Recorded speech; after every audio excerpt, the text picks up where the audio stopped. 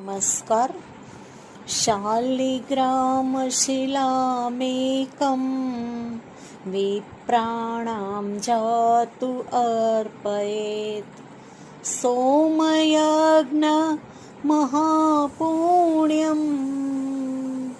एकबिल्वं शिवार्पणम्। एकबिल्वं शिवार्पणम्।